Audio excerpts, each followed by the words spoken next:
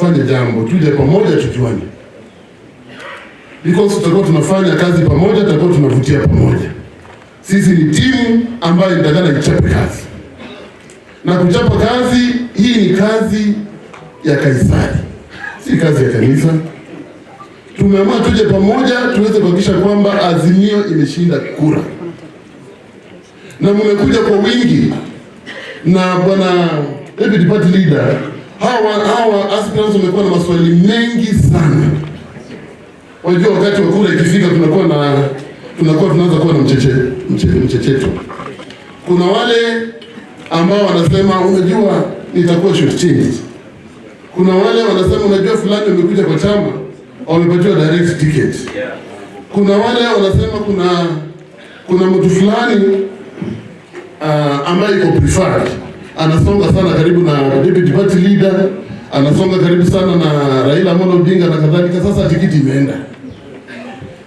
Mimi kama chairman wa ODM huko nataka niwahakishie hata Raila Amolo Odinga hajui nani atasimama wapi, nani atakuwa candidate.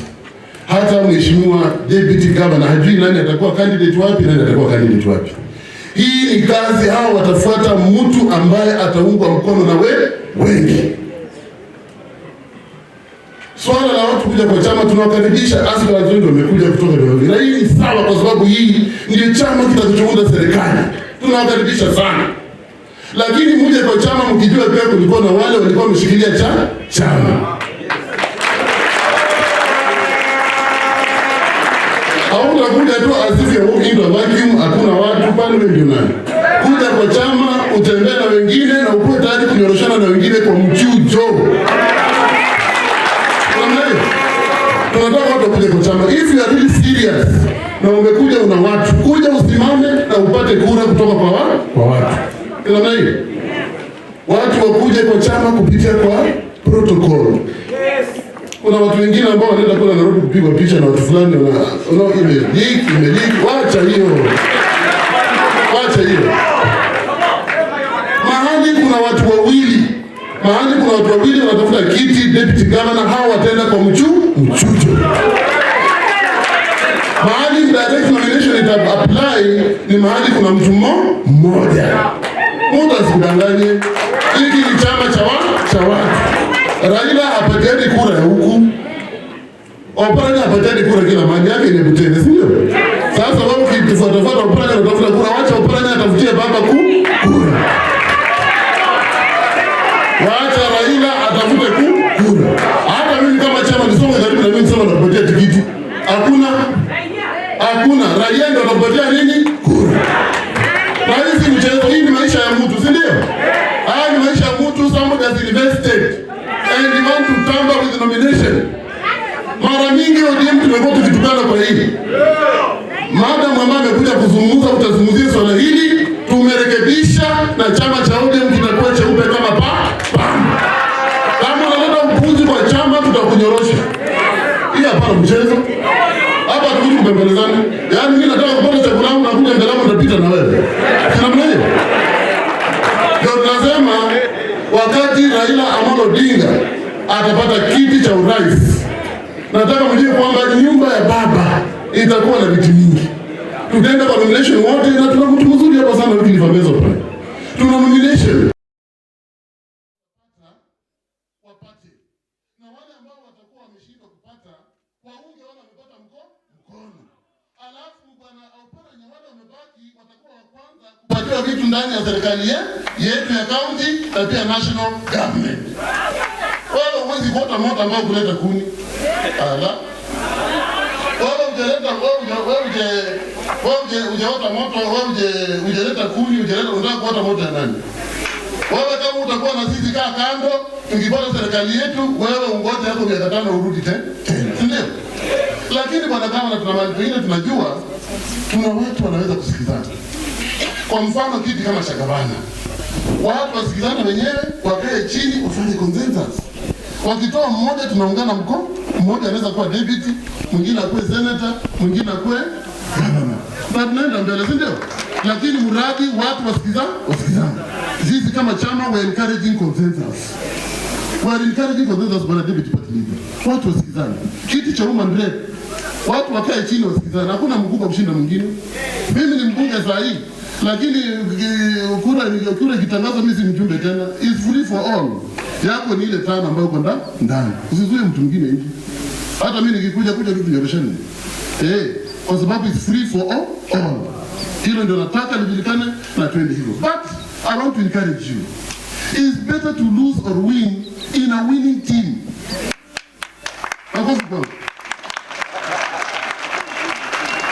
It's better to lose or win. It's better to lose or win in a winning team. But it's more worse to lose or win in a losing team. Sasa hapa baba atashinda kwa sababu nyumba ya baba tutakuwa na mambo mengi. Na nyinyi mnakuja kwa siasa, hii si mchezo ya kanisa, hii mnaenda kuomba maombi. Hapa ni mahali pa kunyoroshana. Lazima tukae chonjo, tumeibiwa kura miaka yote, baba ameibiwa kura saa hii. Raundi hii hakuna mchezo, si ndio? Lazima tuchunge kura ya baba mpaka mwisho. Tunaona hiyo? So and then kitu kingine ambacho watu wanashughuliza, ule ambaye atakuja kuzungumza ujibu swali la kusema kwamba tunaingia katika azimio. Tuna chama chetu cha Jubilee kiko ndani. Chama chetu cha DAP kiko ndani. Sasa tuulize uhusiano wetu ni upi? Hilo ndio swali ambalo watu wanataka wajue. Kwa sababu hapa tusitafanya hivyo tutaanza kumezana. Lakini as we speak now, viti vyote viko free, hakuna preferred candidate, hiyo hakuna. Nataka kuonyesha mfano. Sisi Kakamega tumesema tutafanya consensus. Mimi na deputy governor. Deputy governor tunasema tukujue kidogo. Deputy governor hapa na tuna baraza hapa. Tumeshikana mikono hivi na tukasema tutaingia kwa nyumba moja na moshi mweupe utatoka. Na mimi nimesema hakuna mtu ameshikilia, tumekaa tumefanya round 1. Tumepata matokeo ya round 1. Tunaenda round 2, tutatangaza candidate wetu. Na yule atakayeshinda, atakayepata tikiti, wote tutafuata huyo mtu. Lazima tulilive kiti. Tunaona?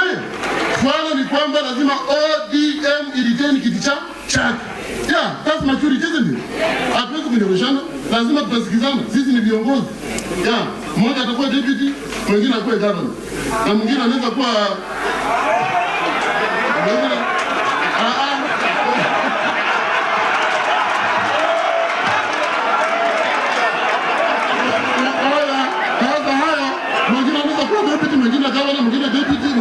mwingine deputy. Sina mlayo. Sasa, Gano Mirembe. Hayo ndio tumesikizana na hivi karibuni mtaona white smoke, si ndio?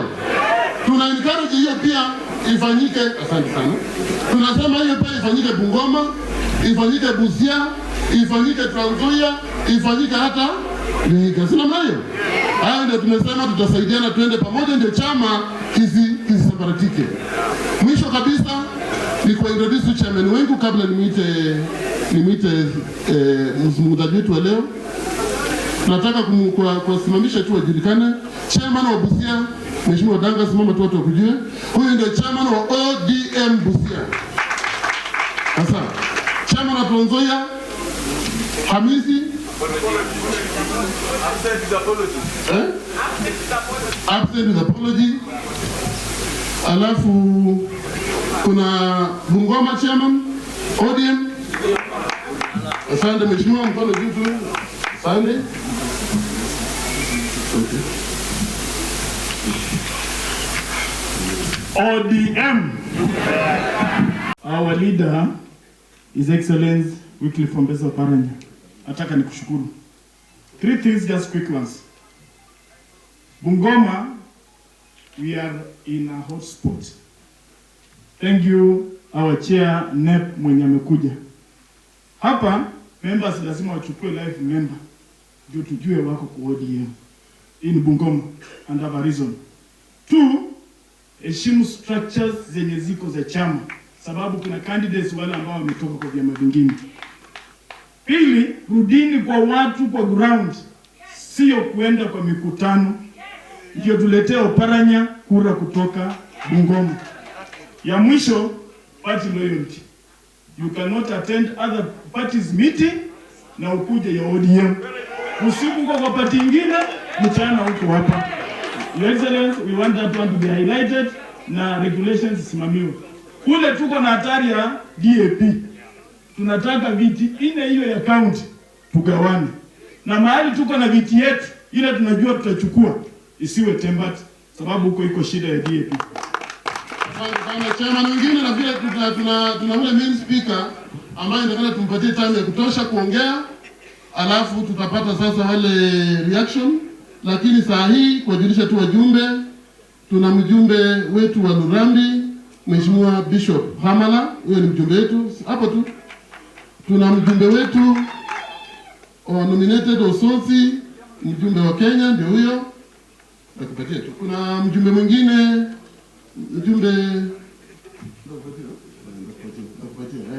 kuna chairman mwingine alikuwa amesaulika kuja. Chairman wetu wa Viga ndio huyo, simama tu tutakupatia nafasi baadaye. Chairman wa Viga ndio umemwona, asante.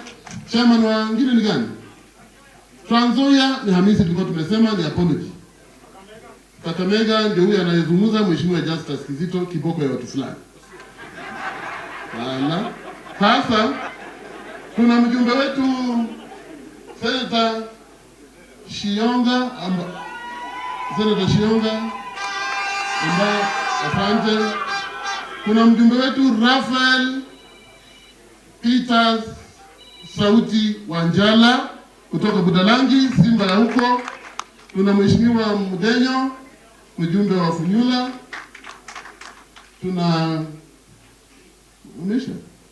Kuna Mheshimiwa Musa wa Teso Nota Masasa South, ambaye naona ni kama yuko na post anasema.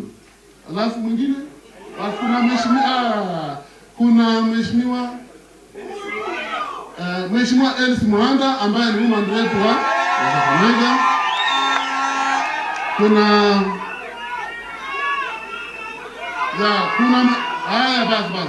Kuna Mheshimiwa Johnsoni, Mbuyu Naika Manya. Mnamwona hapo? Mjumbe wetu wa ODM katika Mumias West. Mnamjua vizuri? Asante sana. Alafu of course tumeona gavana Wycliffe Fambezo upata yuko. Tuna Mheshimiwa Sospita Were, gavana wa Busia.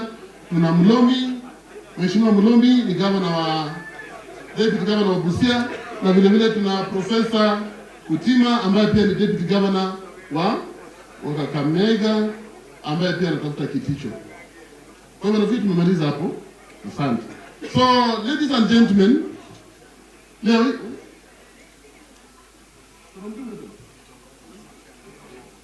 chama na Viga nimemtaja, tutampatia nafasi baadaye.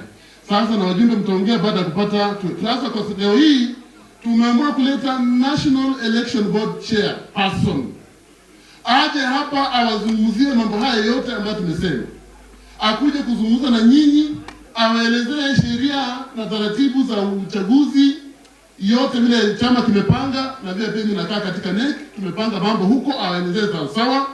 Alafu akishamaliza nataka kuwauliza, mkue huru kabisa kuuliza maswali ili tutoke hapa kama tumejua kila kitu. Tunamna hiyo? Shikario. Kwa hivyo huyu ambaye anataka kumleta hapa ni msomi. Huyu ni mtoto wetu kutoka hapa na ni msomi, ana ile degree ya uzamivu. Unajua uzamivu? PhD. Degree ya uzamivu katika masuala ya sheria, na yeye amebobea sana katika sheria za uchaguzi, mambo haya ya vyama na mambo yanayohusu mambo yote ya dunia katika sheria. Kwa hivyo anaitwa Catherine Muma, Dr. Catherine Muma Muyeka. Ni mtoto wetu kutoka hapa Ikolomani. Kwa hivyo tunamkaribisha. Nataka tumpatie makofi kabla hajazungumzia. Kwa hivyo akimaliza nitarudi hapa kuja kuchukua mambo ya plenary, alafu baada ya hapo wajumbe watazungumza, alafu gavana wa Kakamega atakuja kutupatia mazungumzo ya mwisho. Kwa hivyo asante sana. Madam, karibu sana profesa kuja kutuhutubia. Hapana. ODM. Tuko tayari. ODM. Nyinyi mko tayari kweli? ODM. Azimio la umoja inawezekana. Sawa sawa. Our DPL, Your Excellency Governor Wycliffe Ambetsa Oparanya, Your Excellency Governor Ojamong, Honorable Members of Parliament present, Honorable Members of County Assemblies currently sitting, Honorable Aspirants who want to run on ODM. Habari zenu. Habari zenu tena. Yangu ni mafupi. Chairman Kakamega, you went ultra vires. In law we say you are going beyond your mandate. I saw you explaining elections. Naomba musikilize wote, including the chairman, you're an aspirant. Musikilize as I speak about the party process in terms of the party primaries. As you're aware, I think last week is when the president assented to the amendment law on political parties. We are in the process of amending our rules to align to that law. For instance, the voter register that is supposed to be used by parties must be certified by the registrar of political parties. In our rules, we have said must be certified by the National Elections Board. So there is that and a few other laws that we need to align. Our constitution also provides that if we are going into a coalition, we then need to appoint and meet with coalition partners in order to enter into an agreement.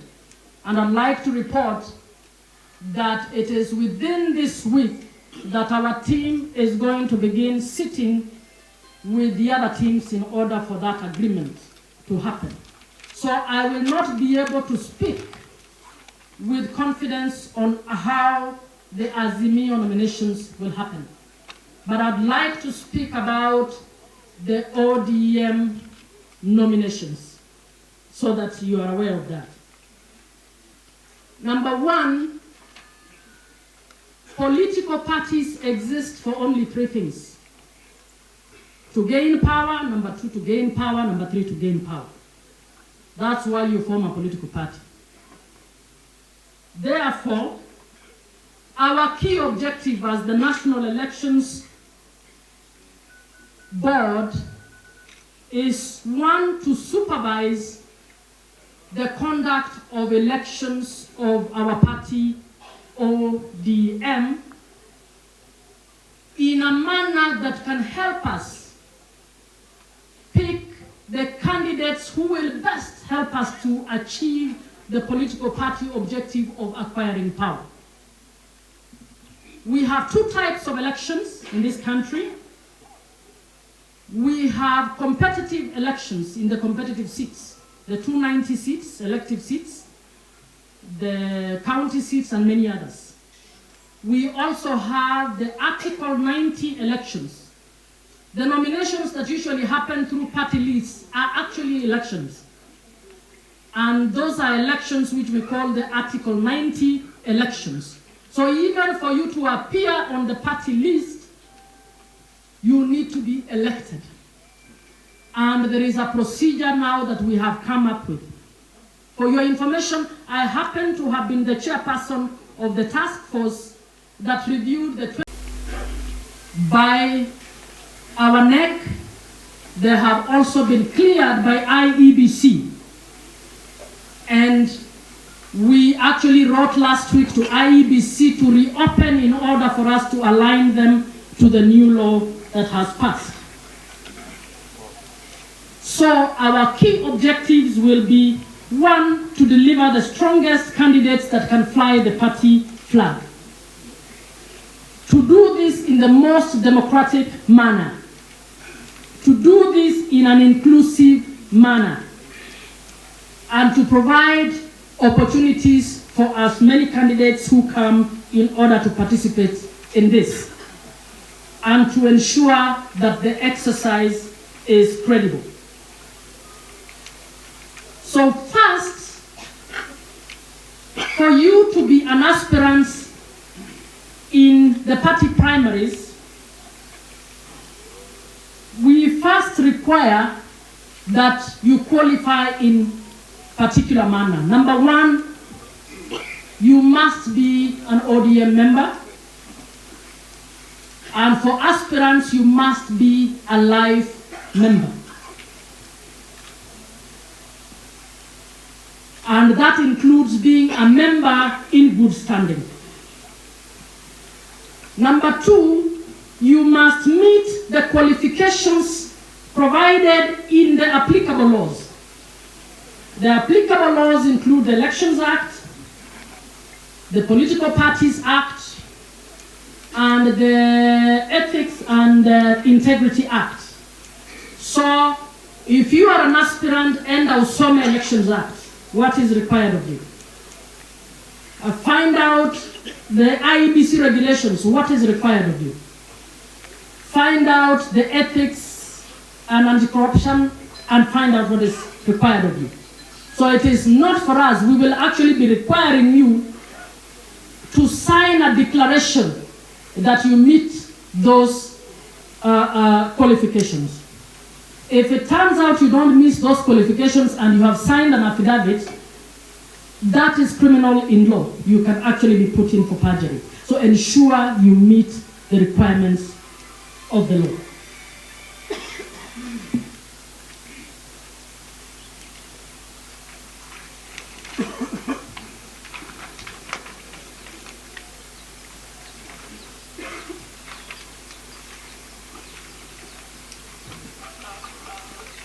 Now, aspirants coming on ODM tickets, with the exception of those who will be waived, you will be required to have been a member for at least 2 years.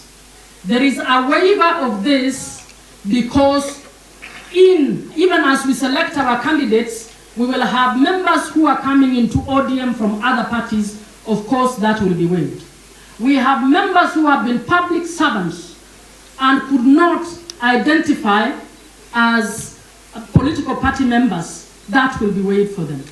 We have members who became 18 6 months ago and joined the party whose positions will be waived. So this will be contextualized to the issue, to the individual aspirant.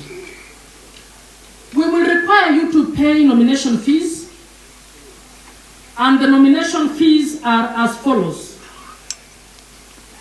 Those seeking the position of county governor, you will be required to pay 500,000 Kenya shillings. Those wishing to run for member of parliament, and member of parliament includes those who want to go to the National Assembly and those who want to go to the Senate, you will pay 250,000 Kenya shillings. Now, sorry, back to the governor. If we have a woman governor candidate, she will pay half what the male governor will pay. So she will pay 250,000. Hold on. If this team here is out of order, Nyamazeni. If a gubernatorial male candidate picks a woman for a running mate, we will reduce their bill by a quarter of what it is. Now, member of parliament. Member of parliament, the fee is 250,000 shillings. But if the candidate or the aspirant is a young person, and young means below 35, if it is a woman, if it is a person with a disability, they will pay half that. That is 125,000 shillings. Those running for MCA position, women rep is member of parliament. Women rep will also pay 125,000 shillings. MCS. The MCA position, you will pay 50,000 shillings. Now, if that aspirant is a youth, a woman, a person with a disability, they will pay 25,000 shillings. When it comes to the party list, this time round, for you to be put on the party list for ODM, you will apply. We will not just have people picking their friends and girlfriends and boyfriends. You will apply, we will assess, we will vet. Are you a member of the party? What have you been doing for the party? Do you deserve to be nominated? And you will be ranked. So for you to be considered for the party list nomination, you will pay 5,000 shillings.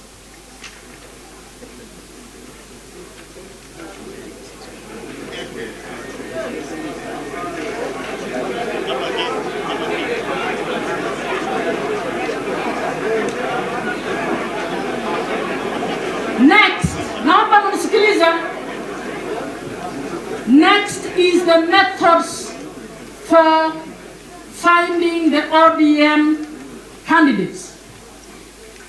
Now, our rules provide for 4 methods that we will use for nominating our candidates. Method number 1 is arriving at our candidate through consensus. Consensus means the candidates vying for a particular position, either on their own or with the assistance of neutral persons, are brought together, they have a conversation, they confront the actuals in terms of weighing the strengths, and if they accept, they give us one candidate. So that is the number 1. 2 is direct nomination. Direct nomination will have to be justified. It will have to be justified through some scientific method. So we carry out an objective, credible opinion poll. It tells us Joseph is ahead in this particular constituency, and the number 2 person from ODM, let's say Joseph has 40% or 41%, you have other people in between, and Catherine, who is the next person in ODM, has 7% or has 12%. We feel it will be a waste of Joseph's and Catherine's money to actually subject them to a process that will end up wasting the frontrunners' money. So we are going to do an objective opinion polling that will enable us to be able to tell clearly that out of you 6, this is what we have done, this is the method that was used, and it is showing these results. Please step down for this other person. And this is one of the things that was raised in the task force. We were told clearly, let the party not subject people to a primary when they have clear they're giving this person a ticket. Because that wastes people's money, it wastes our aspirants' money within the primaries instead of making them to prepare.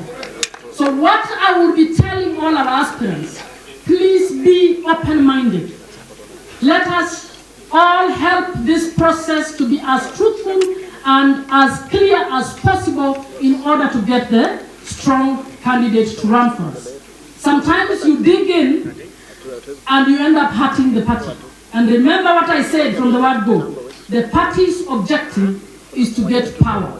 You get power by getting the candidate who will deliver the seat. So we need to give and take so that the party provides the strongest candidates ever. And what we are telling our party, deputy party leader, that of all these aspirants, wherever there are 6, only 1 will be taken.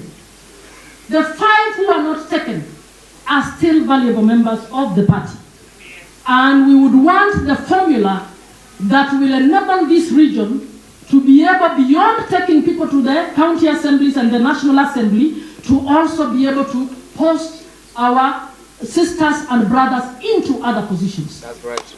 The life does not begin and end with the legislative assemblies. So I would want us to work together, those who will get it, those who don't get it, so that we deliver the highest number of votes to go and claim the best piece of cake that can go around everybody. Now the next method is the use of the delegate system. This is where the party delegates, and party delegates are the people elected into the structures of the party, you vote using that. That is a method that has also been included in the current law.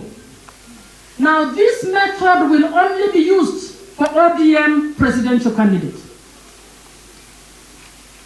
Why will it only be used for ODM presidential candidate? You are aware that we just concluded or we are concluding in Kakamega, they haven't finished, the party grassroots elections.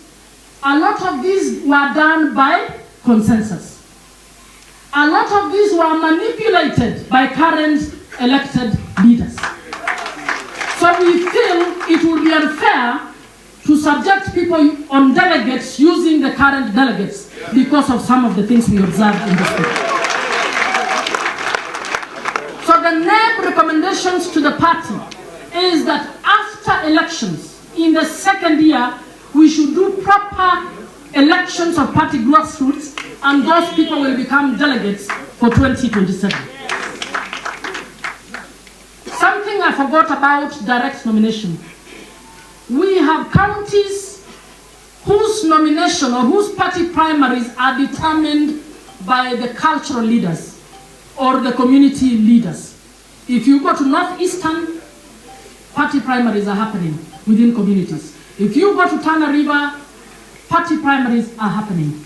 So when it comes to nomination, the ODM will actually negotiate with candidates in those regions, and once we get them, they also will be given direct tickets.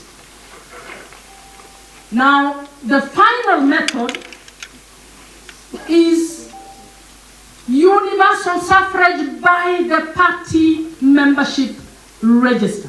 I want you to get me right.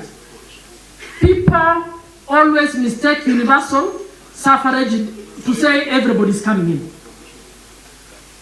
Our voting is going to use the ODM party membership register. And that is now the law. That register, and we are encouraging you to get your members to register, will be printed by the Registrar of Political Parties, certified. And that is what we will use in the elections. So we are urging all members of ODM who want to participate in party primaries to ensure they have registered as members. Now, this is important because, as far as I'm concerned, rigging always began by having the whole world voting in a party which they don't belong to. Yes. So you would have Jubilee members are coming to help ODM to select their candidate. And then the ODM go and help Jubilee to select their candidate. That is wrong. That amounts to saying Ugandans should come and help Kenya to elect their president. And it is rigging. So now the law has put it clearly that the register that is used in party primaries is the register of members of that party. We have supporters. If you are a supporter of ODM, na huja register, you will watch from far. Usikuja useme nani ajui mimi si ODM. Tunajua wewe ni ODM lakini wewe ni supporter. If you want to vote, please register. And it is free. Currently, very free.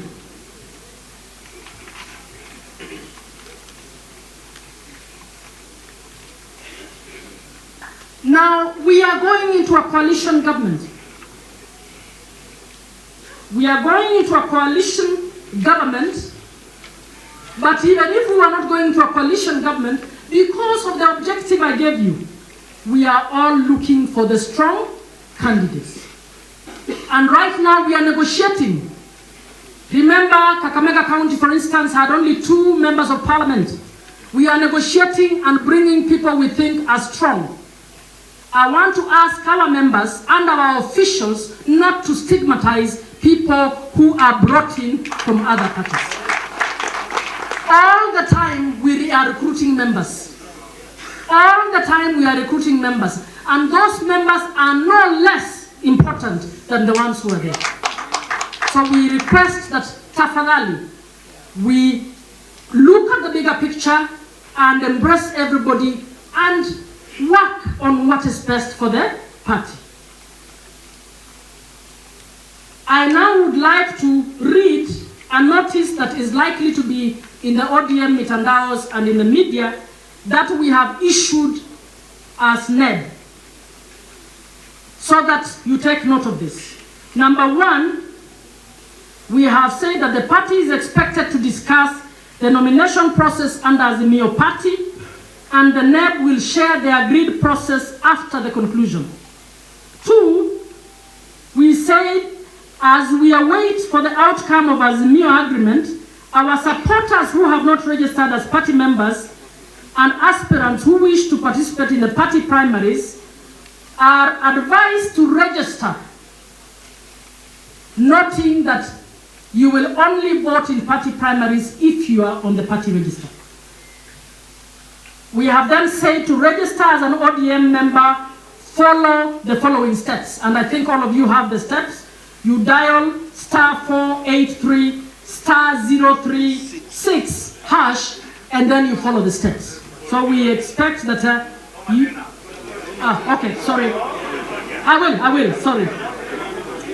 To register as an ODM member, step 1, dial *483 *036 hash.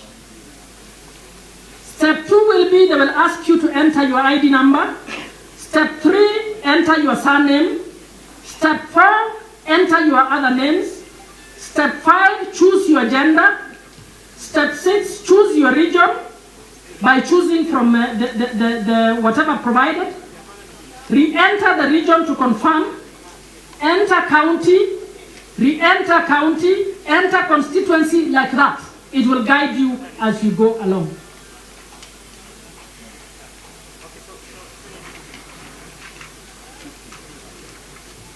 Number 4, all members and aspirants who have registered, especially from the past years, are requested to verify their registration status. Now, this is very important, please. If you are an aspirant, make sure you verify your registration status. Why are we saying so? We have had a problem with the registrar of political parties. You may have seen people who have found themselves without registering. They find themselves in UDA, in WIPA, or elsewhere. Now, you will be sitting at home imagining you're an ODM person, but the registrar, somebody has tampered with it at the registrar, and you are out. So I'm asking every aspirant, please do that quickly. If you have a problem, we try and sort it out as soon as possible. Now, to verify your membership, this is what you do. You dial *483 *036 hash. *483 *036 hash. And then enter your ID to view your membership details, and so on. Now, if you enter and your membership details is not showing up, it may mean that there is a problem. You can then get in touch with our Department of our Membership Directorate to help and correct your situations. And to get in touch with our membership, I'll give you telephone numbers. You can get in touch with Jared Onach on 0721 0721 953318. That's from membership. You can also dial 0743 23 2461 and speak to Yvonne. You can also ring 0711 25 9995 995.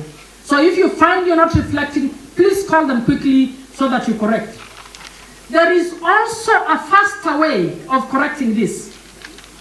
If you go on the Registrar of Political Parties website, this is for people who have an e-citizen account. So we advise all of you to open an e-citizen account, and then when you go to e-citizen, go to the Registrar of Political Parties, and then check your membership. Utapata huko, my sister found herself in UDA. So it will show which party you are in. If it shows you're not in ODM, click to resign, and then join the correct party. That is the faster one. That is the faster one. So you can go to the ORPP website, click, find out where they have posted you. If it is not in the ODM party, resign and join the correct party.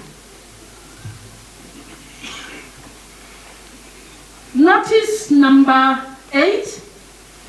Members are hereby notified that the membership registration process for the party will close on 21st February 2022.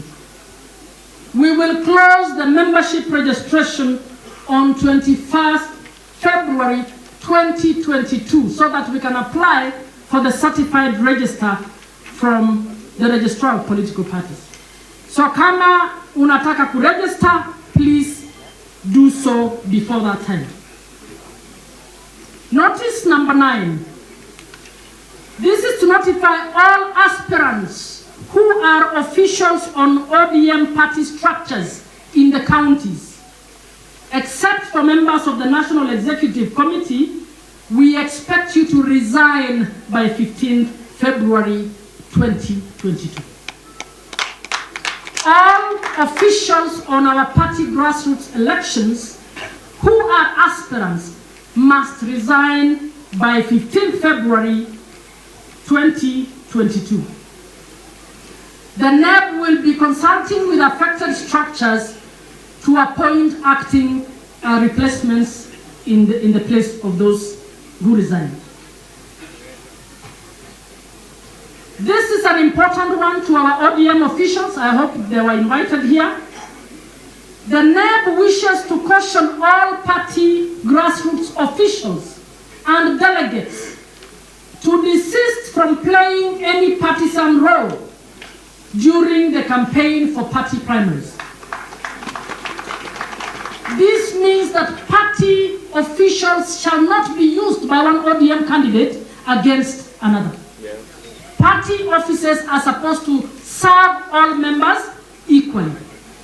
So the party structure cannot be used as a campaign tool for this candidate and not this candidate. So what we are advising, during party primaries, the structures can only play a role that has been given to them by the NEB. And if we give you a role, it is likely to be a neutral role. We might maybe pick one of you and say, help with the consensus. But we are not going to have you playing a partisan role. But once we have selected or picked our candidates, our party officials will be expected to support the ODM candidate, whether he is person of your preference or not. When you are a party officials, you go with party resolutions whether you like them or not. That is how life is. If you don't like that, you also resign with whoever you want to go. So that you can go and be their campaign manager, and then we appoint a neutral person.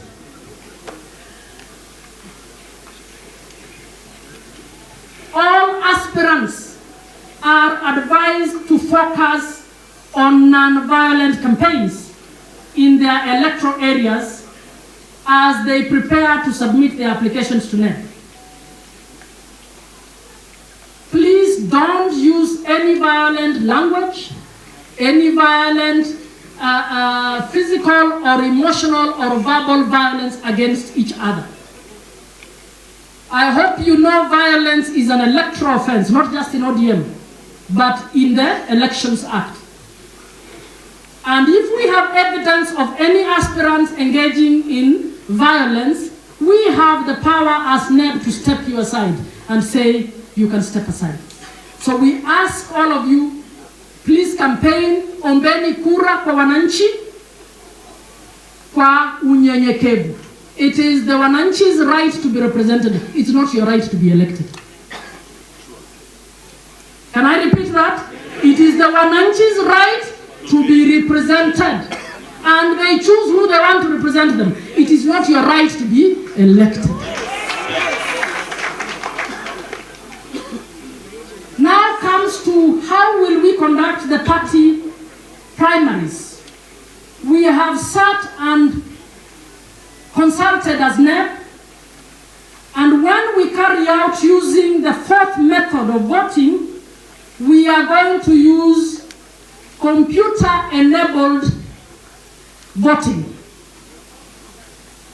Why have we done this? The deep state in the party primaries of ODM are usually a bribed returning officer. So we bring a lorry full of ballots from Nairobi, and then we are told sijui mguu imeharibika, sijui banned forest, na kumbe watu wana mark ballots. Mwingine anachukua ballots anapatia mtu mwingine, go and print and stuff here.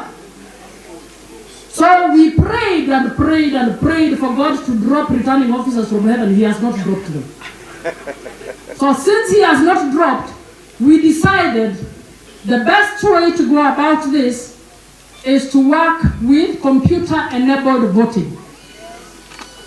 So what we are going to do to reduce on the amounts of fraud, the application for aspirants is going to be online.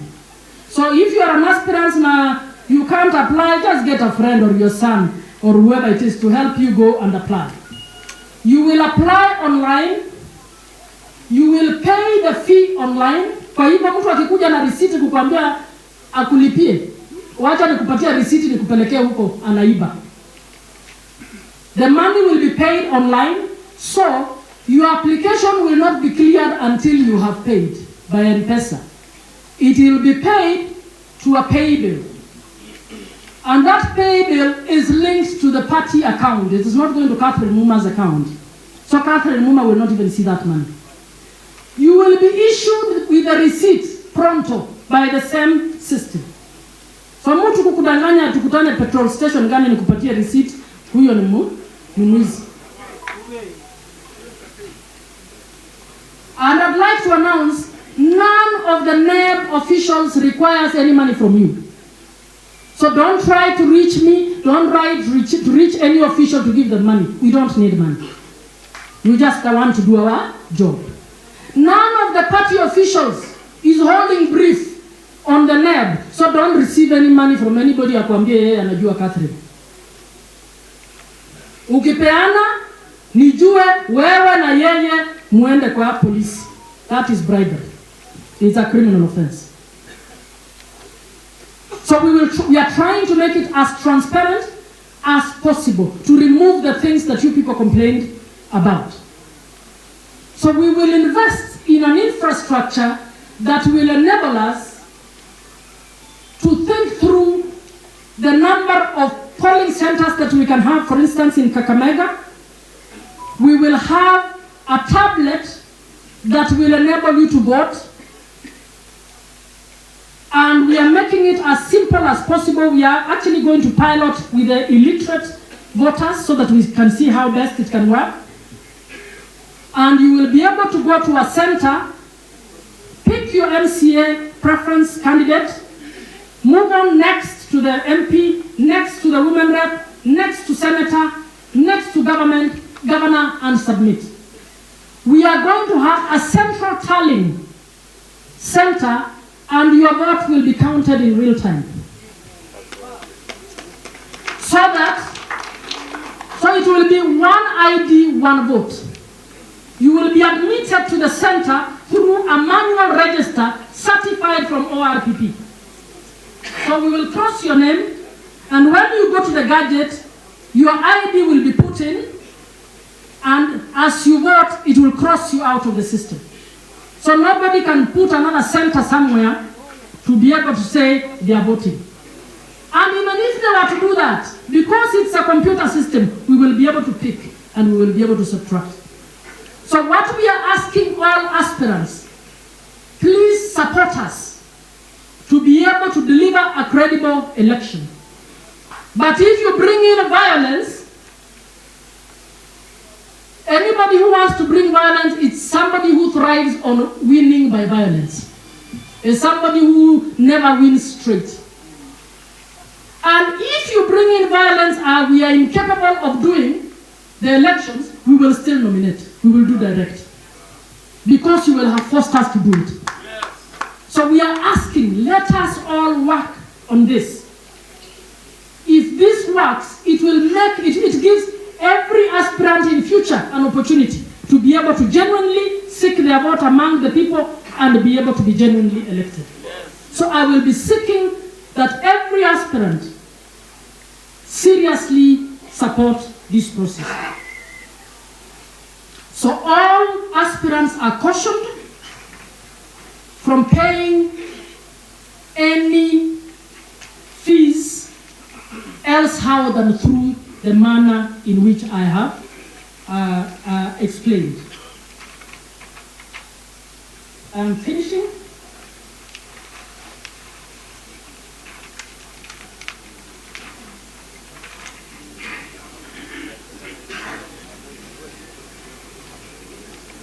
Yeah, I think I've said everything. The rest I will answer from your questions and comments. Thank you very much.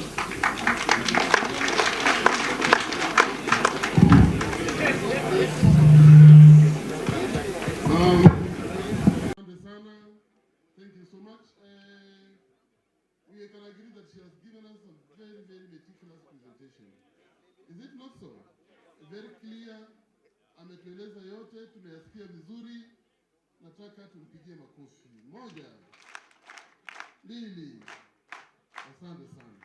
Thank you so much, Professor. That was very, very meticulous and precise, and we got it very well. Sasa tunataka tuende sasa kwa reactions. Lakini baada ya hapo mkifikiria, nimeambiwa kuna Kevin Wafula ana kibao kidogo ambacho kitatuletea kidogo dakika moja. Wafula?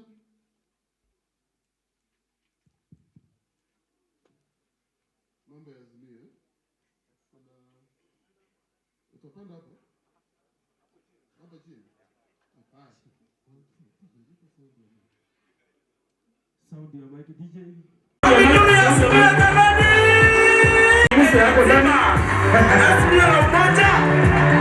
Wote wamekubali. Hata producer Zaka amesema ni Azimio. Sawa.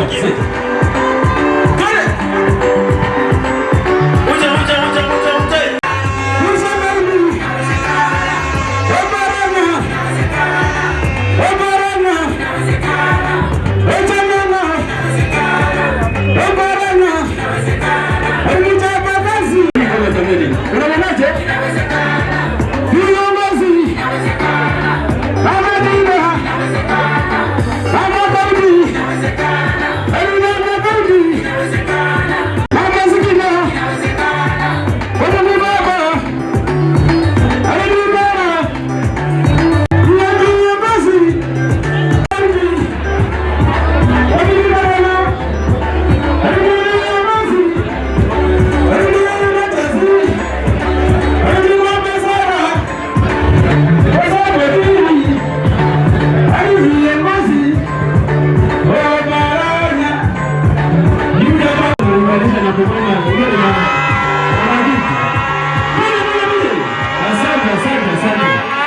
assurance and the assurance of the party.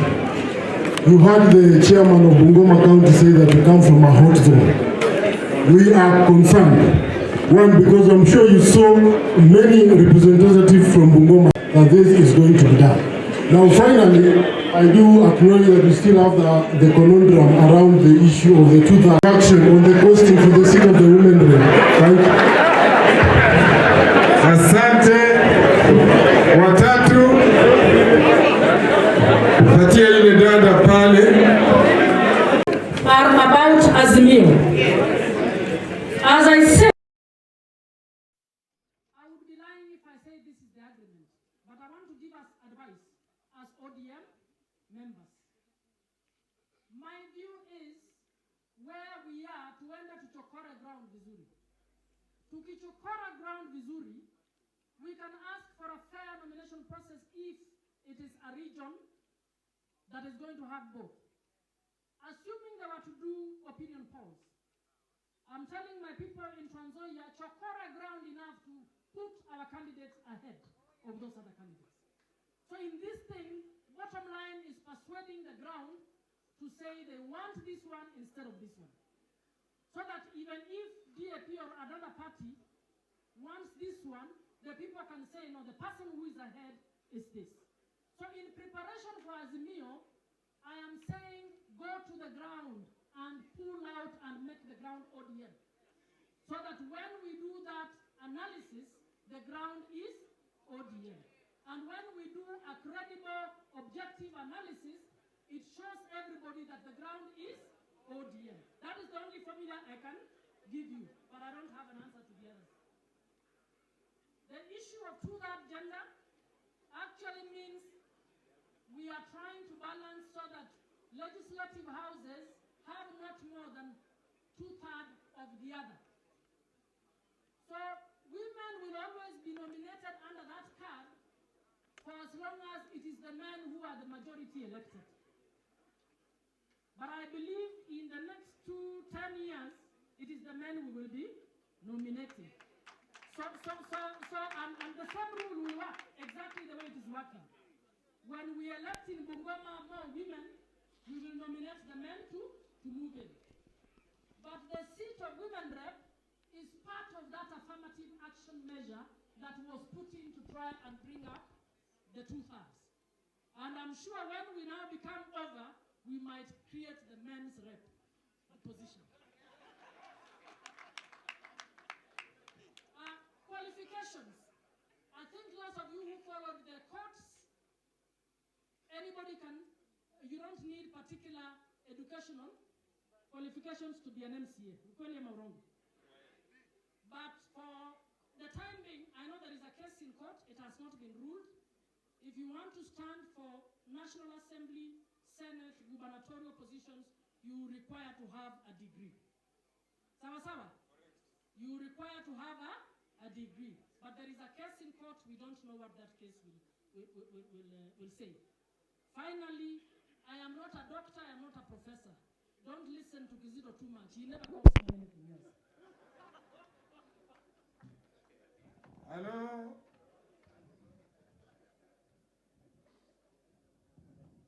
Okay. Round 2. Kuja huku bwana. Unajua sasa huko nyuma. Kuja pale. Pale, patia ile. Tukapopularize yeye kama watu wa ODM.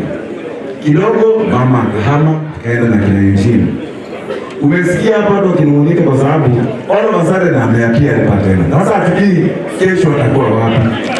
It is important that you address that. My question, Mheshimiwa, Your Excellency, the Governor, it is widely known and I... Order, please. Your Excellency, Bwana Governor Paranya, it is widely known and truly put in our minds and knowledge that our coalition party in Trans Nzoia is headquartered in Trans Nzoia, where Eugene comes from. In that area, Eugene wants to make sure that he pulls everything towards himself. Na Esther Kodi mwenye amefanya kazi na yeye anajua.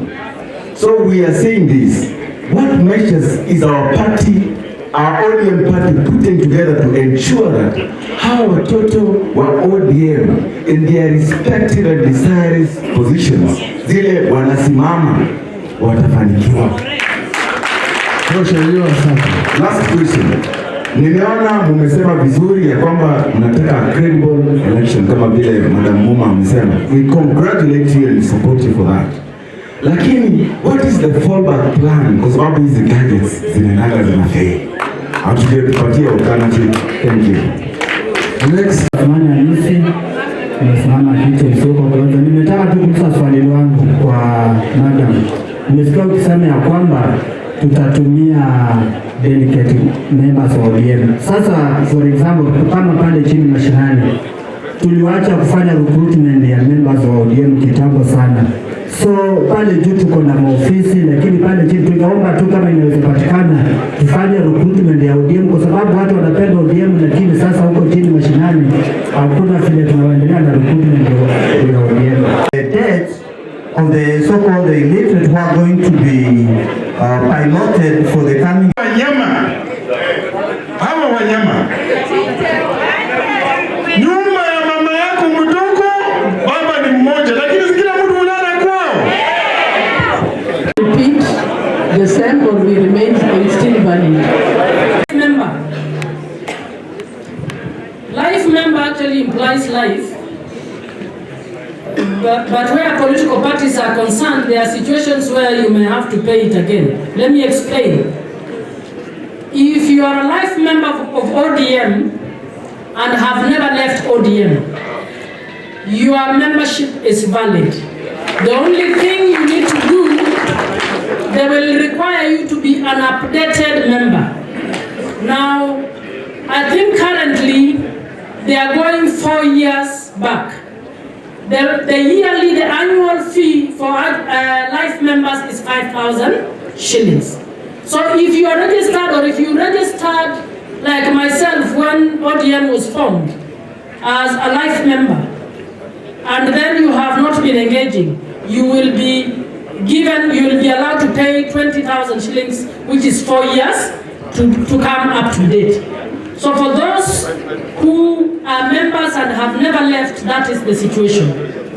If you are a life member of ODM, ukapata makasiriko, ukasema nataka kuwa independent, as soon as you became independent, you stopped being an ODM member. So ukirudi, you have to pay the life membership afresh and ensure you are updated. How much is that? If you were left and went to another party, you had paid life member, but you left and went to another party. Sasa ukikuja unakuja kivipya, you pay your life member, ensure you are up to date. So all of those, that helps in terms of life memberships. DPL, I think you will handle the issue of Bungoma. Oh, life membership is 20,000 Kenya shillings. 20,000 Kenya shillings. DPL, Bungoma people have raised an issue. I think there is an urgent need for the party structures to meet with the Bungoma team for us to agree for our strategy on how we will move. Now, as I said, musiogope.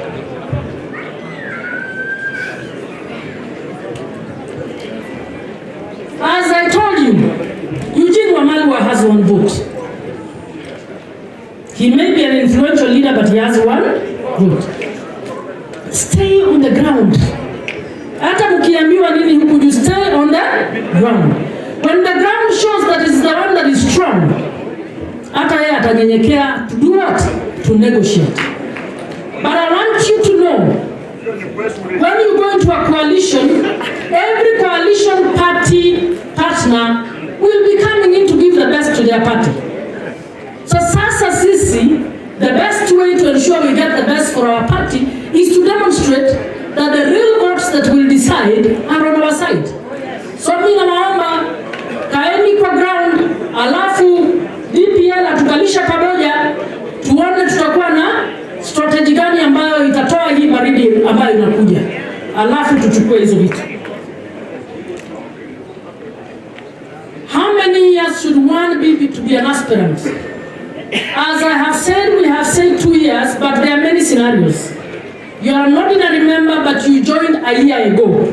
We will allow you to be an aspirant. You will just explain to us that I became an ODM member a year ago. So the 2 year will not apply to me. We will allow you to be an aspirant, so don't worry about that. What is the party doing to protect women against violence? As I said, it's not just violence against women. It's violence against any aspirants. And our definition of violence includes gender-based violence, using language that demeans one because of gender, using language that demeans because one has a disability. So don't take the mic and demean your opponent because they have a disability. If you do that and we get that clip, we will disqualify you, because that is violence. So violence is not necessarily a machete or a kiboko. Violence includes, and I like whoever was contributing, it also includes social media violence. What is the party doing about the youth? I think you heard the fees being paid by youth is discounted. It is actually discounted. But the young man who says you don't have 25, please write to NEC and ask us, tell the NEC your circumstances and ask them to waive so that you don't pay the fees, the required nomination fees. And those, okay, so what do we do to ensure that those who lose stay in the party?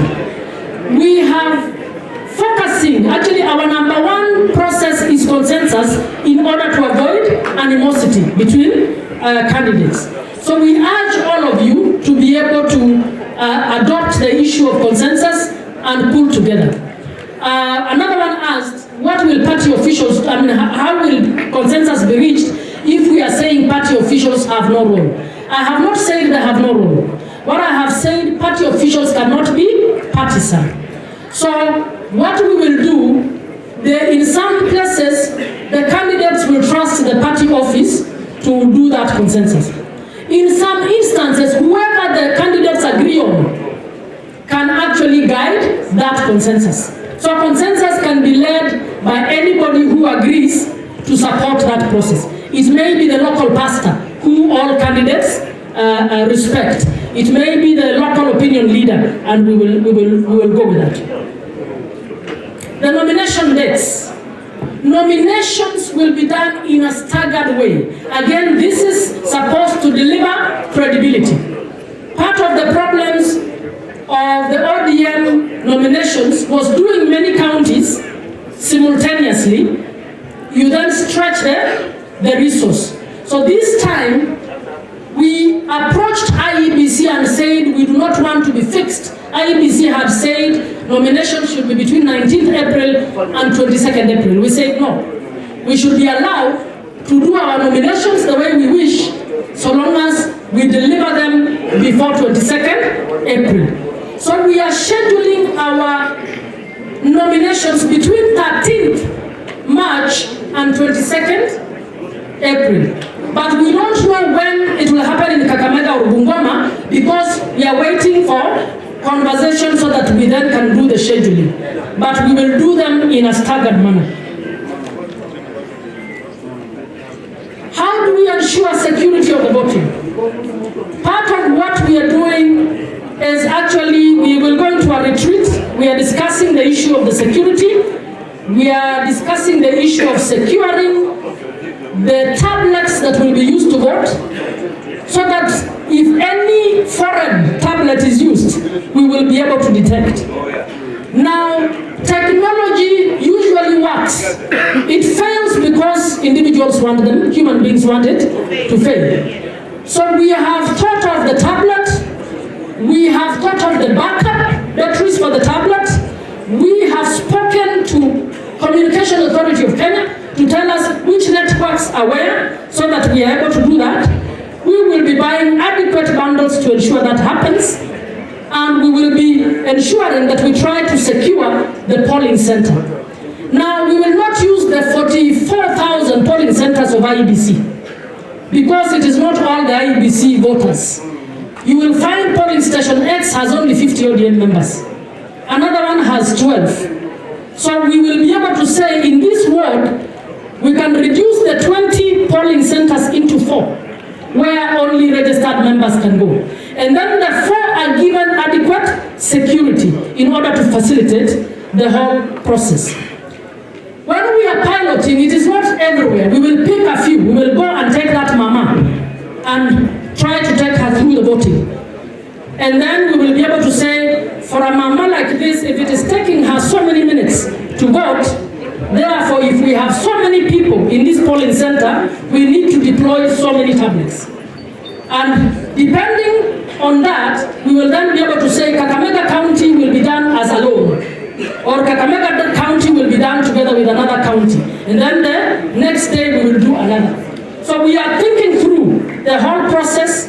We are going into a retreat with IT experts to troubleshoot, to tell us areas that could have problem. But above all, IT voting can be audited, so that if you actually have evidence that somebody was playing monkey business from point X, when that system is opened, it will be able to show that.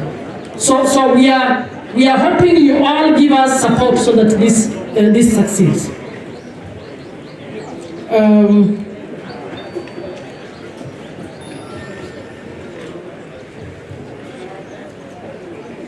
What was the other? Oh, wait. I have written them down. We need to provide a call center, a call number for reporting those who are bribing. We will do that. But when you are reporting, please give us evidence. Don't just jam the lines with speculative and rumors. You should give us clear evidence of that bribery. Provide a WhatsApp video. The timing of opinion polls. Civil servants are resigning on 9th. We have asked our own officials to resign by 15th. The opinion polls are likely to be done the last 2 weeks of February and the first week of March. So it will allow everybody to hit the ground. So, but I hope if you've been a candidate, you've been planning to be an MP of my MP in Ikolomani, and you are waiting to start in February, you are not serious.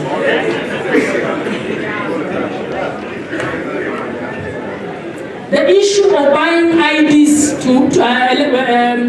biometric, we will not use biometric. You will come with your ID, you will be identified on a manual register, your name will be crossed, and then you'll be allowed to go in. So the possibility that somebody will sit somewhere and start voting are nil. Number 2, as aspirants, prepare to put your agents. If your agents are there, how will somebody be voting on that mtandao and your agents are there? So ensure, one of the ways to secure a voting system is to ensure you have your agents. If this agent and the opponent's agents are there, they act as a security for a credible election.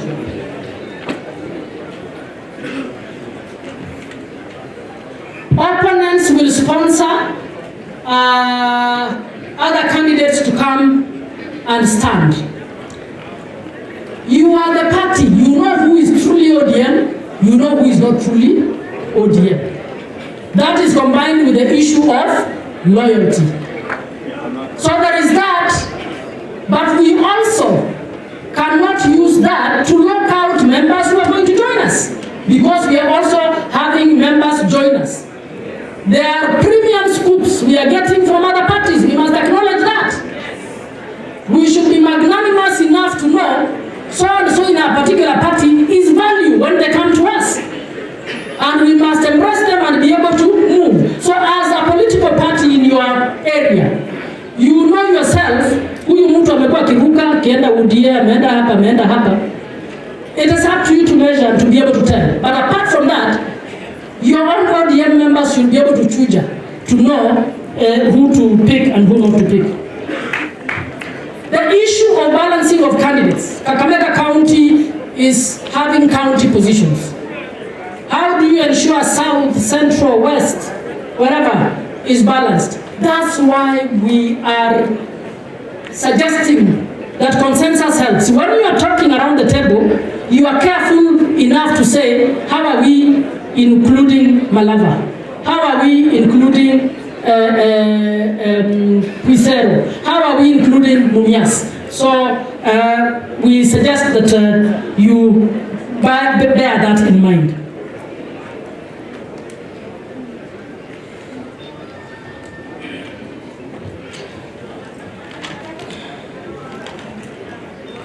Our nominations to the party lists are available to those who are contesting.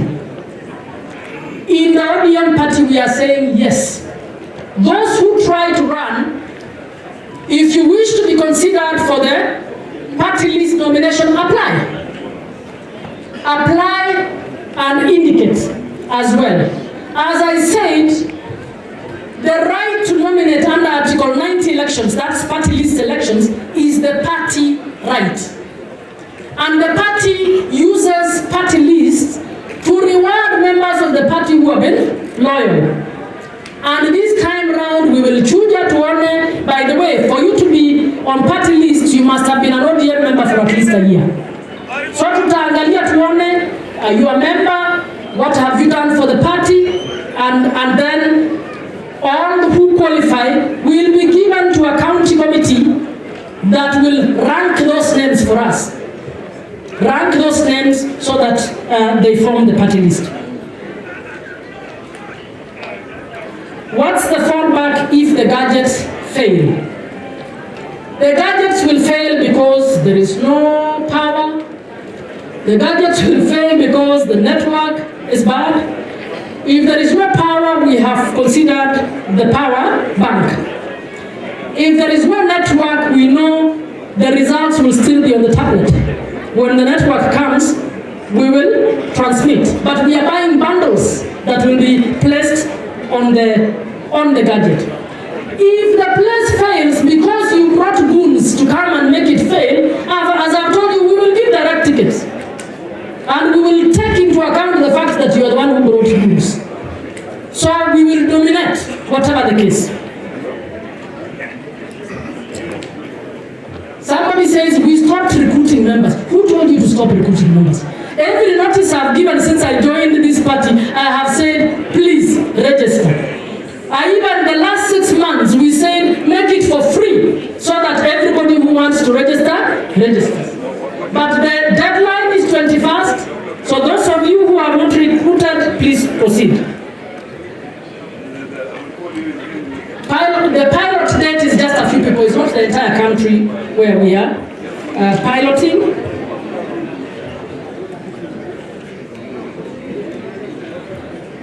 Importation of voters is a political strategy, it's not illegal. You had IEBC say you can transfer your vote. Is it possible for somebody to stand when they don't there? Even me, I can stand in Muranga if I want, but there are consequences on me standing in Muranga. So that freedom is there, just devise your own other strategy to counter it.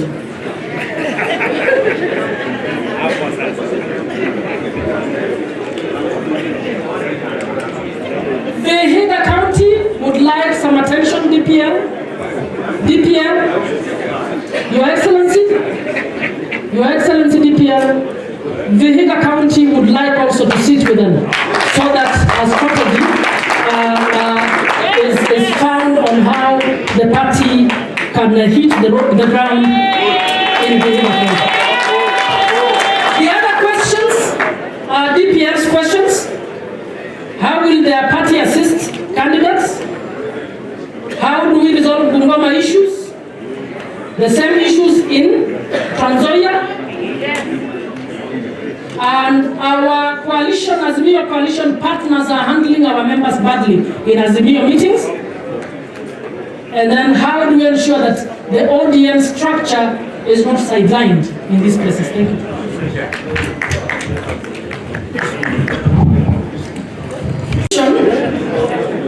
For the first time, we have are party primaries dispute resolution rules. We developed them when we came in. We are going to have an appeals mechanism where you can appeal when you are unhappy with the party primaries. An appeals board is going to be appointed, I believe, this week. It is going to be a pool of panelists who would be able to be convened. We are not going to say Kakamega will have this one, this one, this one. Because again, we want to discourage the bribing of those panels. We are going to have a big panel pool of the dispute resolution panelists, and when we finish Kakamega, by the time we come to Kakamega to do party primaries, we will tell you who the panelists who have been appointed for Kakamega are. Those panelists may very well be from Kwale, mwingine kutoka Murang'a, mwingine. And as soon as we finish, as aspirants, you will be required to file your appeal within 24 hours. So as we move to the next county, because we are staggering, the appeals board will be sitting behind us to resolve the issues. So that by the time we are done in April, there is ample time for the dispute resolution mechanism to sit, for the party to make a decision.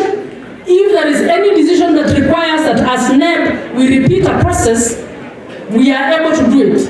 In the past, it has happened without any time enough for candidates to try and resolve. So we are looking into that as well.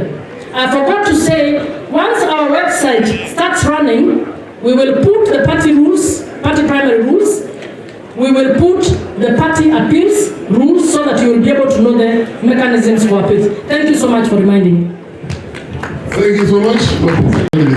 Now, let's make a quick follow-up, and then we have a leader among us who sits in the highest organ of the party, so that before we lose it, we would like to invite this gentleman to come and speak to us. So before that, I would like us to stand, please.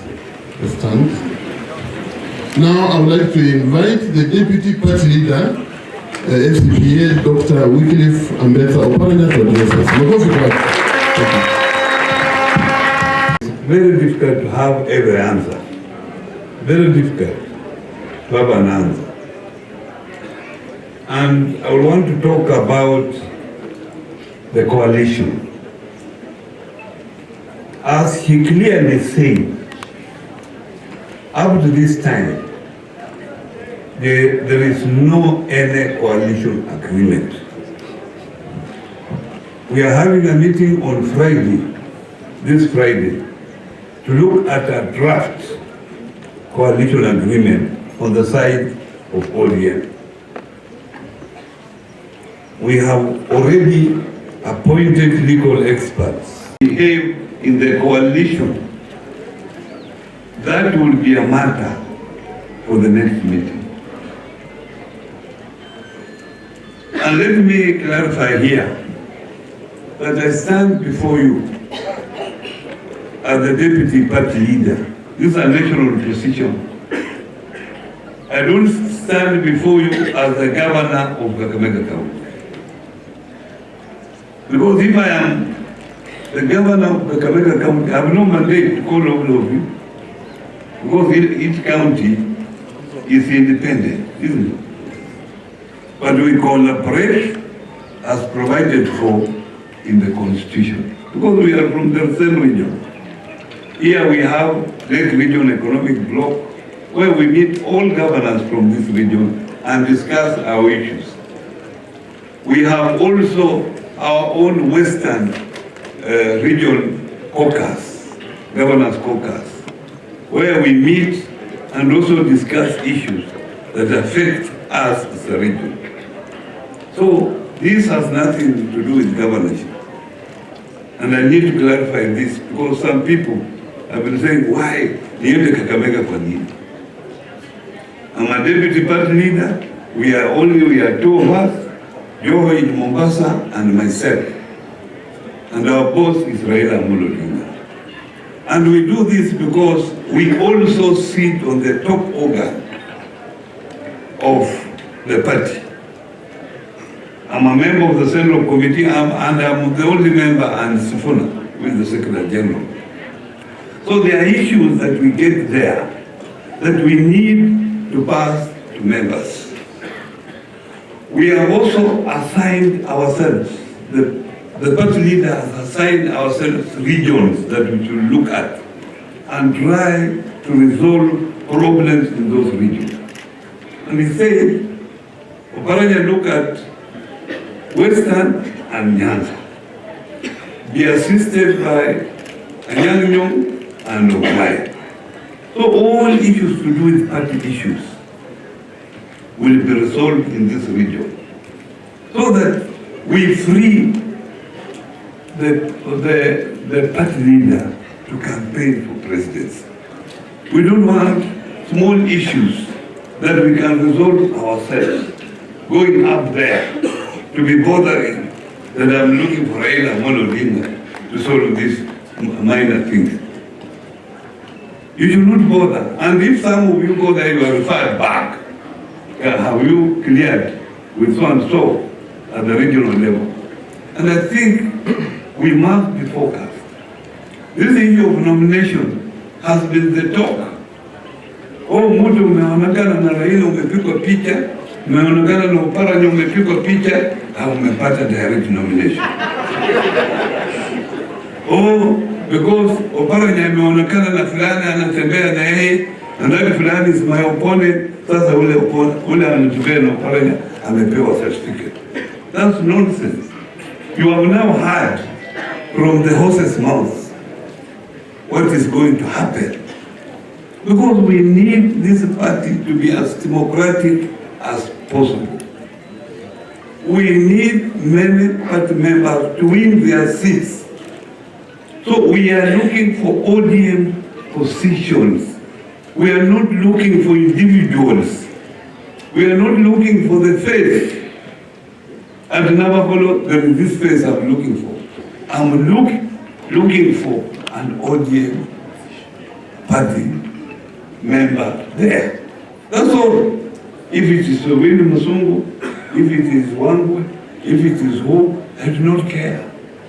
So long as it's ODM that is winning that seat. Are we correct? Yes. Because sawa kabisa. Yes. Hiyo mmesikia. So hii vitu ya kusema vitina nini haitusaidii. Kama chama haitusaidii. Unaona viongozi wako hapa wamechukua nafasi hii kuketi hapa kwa muda mrefu kabisa. Na tena, if you choose to stand, first of all you make that decision on your own. I don't think someone came to your house to tell you, can you stand? Is there the people who associate with you? But now if you stand, sasa bado niko kwa Oparanya. Unajua kwa Oparanya nimesimama. Nitasaidiwa namna gani? Mimi nilikwambia usimame. Nilikwambia usimame. Na wewe bado uko kwa mambo ya primaries, umeanza kulia.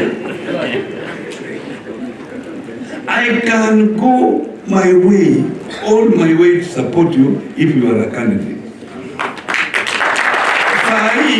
Wewe na aspirant, you have just intention. You have not become a candidate. Yes. So why are you bothering me?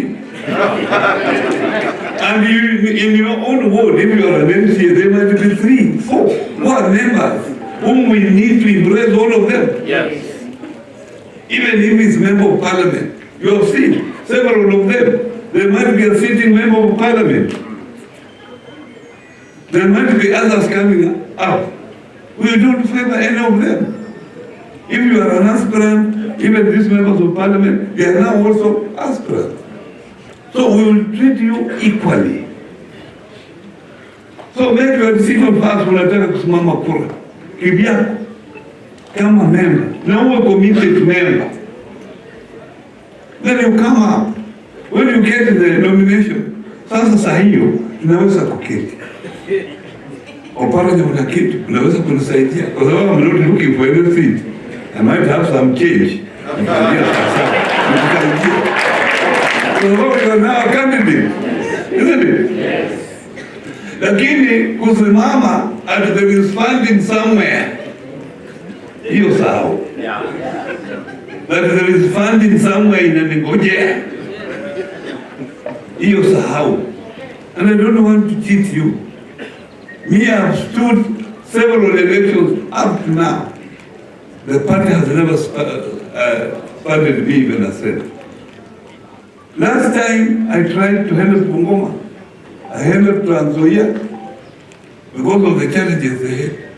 And those were my own resources. I helped West Pokot because they are also facing challenges. And in the same way we are going to do.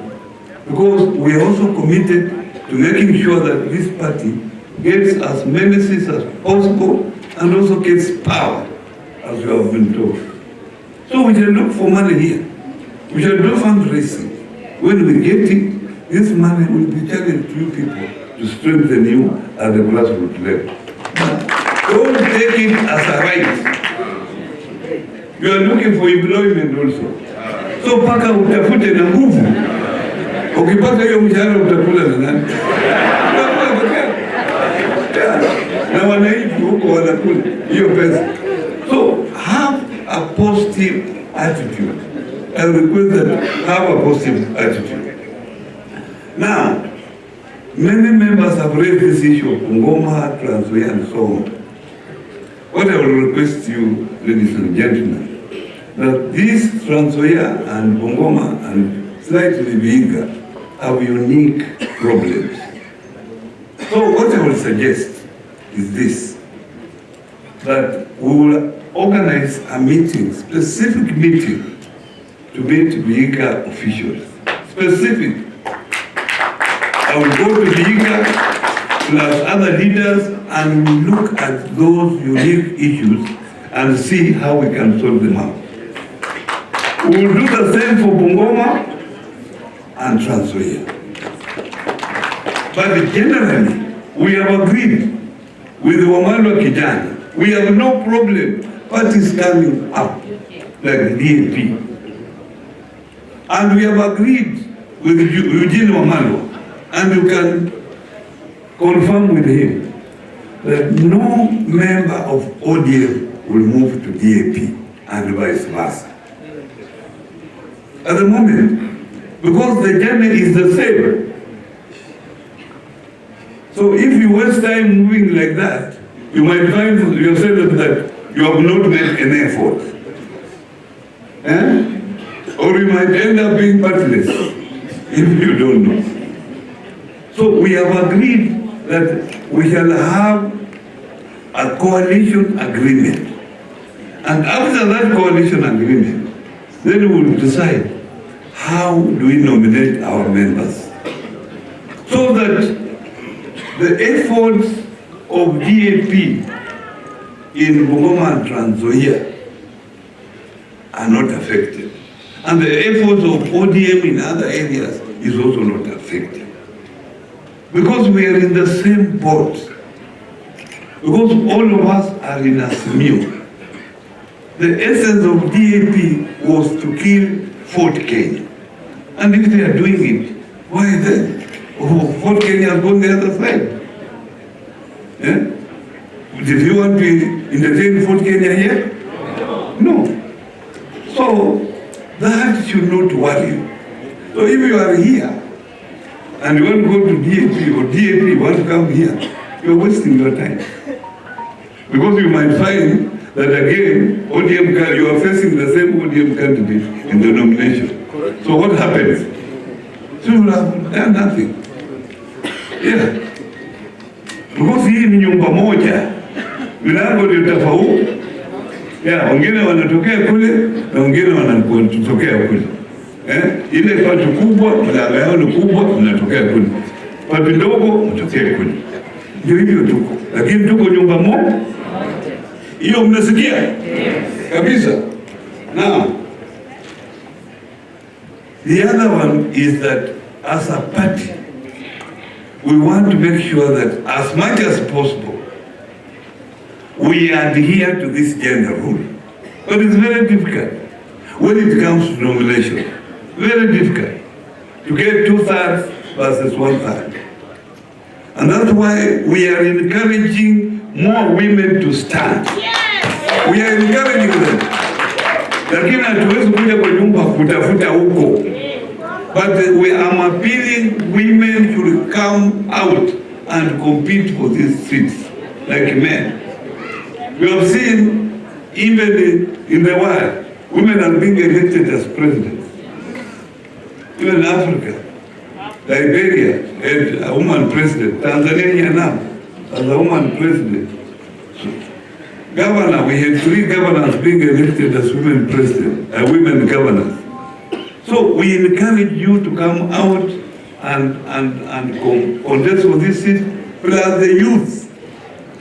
And that's why nomination fee has been halved to attract you or to make you register as an aspirant, and hopefully you are nominated to be a candidate. This is a deliberate effort by the entire party of ODM. We have planned to have our NDC around 25th, 26th. And that NDC is meant to ratify some of the coalition partners. We are going to be with them in the coalition of Asmio. We are hopeful that as partners come in Asmio, they will agree to have one candidate under Asmio. One candidate under Asmio. Because we are learning from the past mistakes that we did last time. Last time, you remember, even here in Kakamega, you will see that one seat, NASA members, ODM has a candidate there, ANC has a candidate, Fort Kenya has a candidate, and then Jubilee has one candidate. In the process, the NASA members share out their popularity. If the popularity was 60, they share out, and the Jubilee candidate gets the 30%, and he wins. So we have experiences that we have learned before. And we are hopeful that other partners will agree that we have one candidate for Asmio. And if the others do what they want. Last time we were zoned. Kakamega here was zoned and left to ANC and Vihiga. Bungoma was zoned, left to Fort Kenya and Trans Nzoia. I don't know what is going to happen this particular time. But sometimes it's better to sit with you and also make suggestions. It's important because you are the ones who are candidates. Like me, I'm not going to look for any seat, but I want to ensure that your interests here are taken as your leader, that your interests are taken into consideration during those negotiations. So I will have to sit with some of these leaders to get their views on some of these issues. You have been told that it is the members who will vote. But before we reach the nomination level, ladies and gentlemen, I want to emphasize, let us give consensus a chance.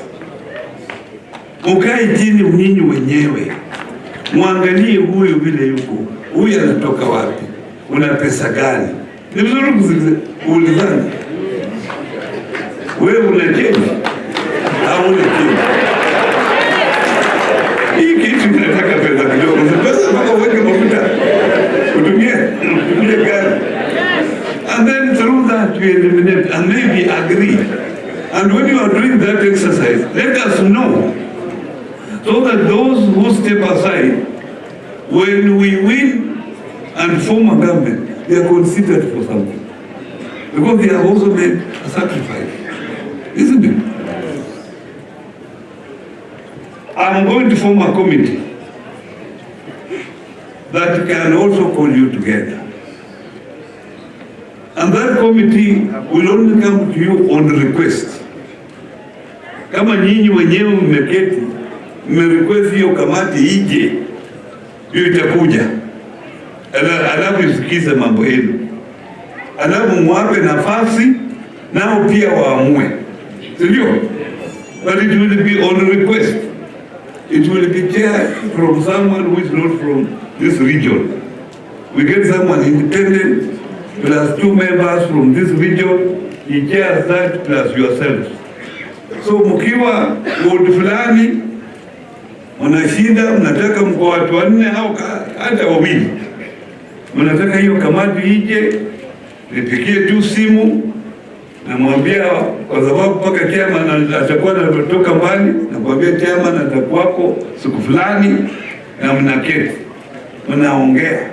Na mwape nafasi hiyo kamati pia kuamua. Ikiamua, tutaenda na hiyo uamuzi.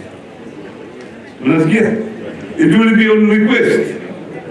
Usiseme kamati imetoka kule headquarter is forcing us to do this. No. Kama mna request, kama mja request, to assume mambo iendelee. And we want to save you the money that you spend during nomination. Because to me, I went to nomination with this Mbaoni. You see, when I stood to 2013, that was the first time. 2017, I didn't have an opposition. So they told me, why were the deputy party leader? Why can't you get direct nomination? Nikamwambia, mimi na opponent. Wacha apewe nafasi. Pia kionyeshe kwa watu. Na ndio hiyo akikimbia huko na mimi nikikimbia huko, ndio tunajenga chama. That's how the party is being known.